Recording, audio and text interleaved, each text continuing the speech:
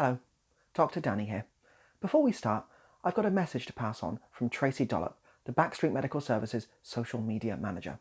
She asked that if you like this content, please consider subscribing, or to check out the Patreon to give us ways to feed the hundreds of dogs we keep in the garage to use for medical testing. Today, we're going to look at the very basics of last aid. This is only a basic overview. For a more in-depth look, please visit the website for further details. The basics of last aid is split up into 6 easy to remember steps. The first step is F, and that stands for first aid.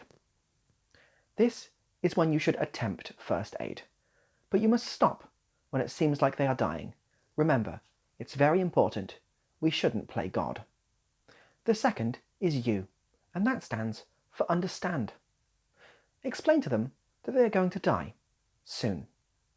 They will protest this. They might say, no, it's only a small cut or a broken bone, but it's very important you make them understand that they are about to die very soon. And the third is C, comfort or comfortable. Make sure that no matter what, the casualty is comfortable with the eternal and ever-encroaching concept of death, and to embrace it with full force and without cowardice. If the casualty shows any signs of resisting death and not being open to the concept, it is vitally important you explain how this life isn't for them, and that death is preferable. The fourth is K, for contact. Announce to everyone around and loudly that someone is dying and that they must watch. Take their phone and text all their contacts. Include their location, and give them 3 minutes to get there to say goodbye. Stress the importance of this to the parents. We don't want them dawdling. The fifth is E.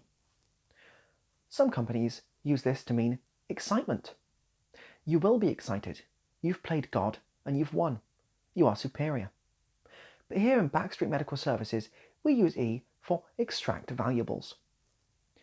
You don't want any of the pesky paramedics taking all the valuables in transit and using it to buy prostitutes or strange haircuts. If you take them and send them to the Backstreet Medical Services PO box and mark them as items, we shall make sure they are kept safe and eventually destroyed.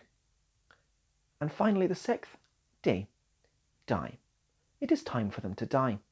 They may resist this at first, but if you have done steps 2 and 3 correctly, they will embrace it and soon softly slip into the void.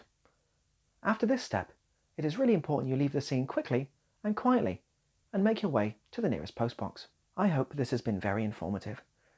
If you have any questions or want to learn more, hop on over to our website, which is linked in the description below.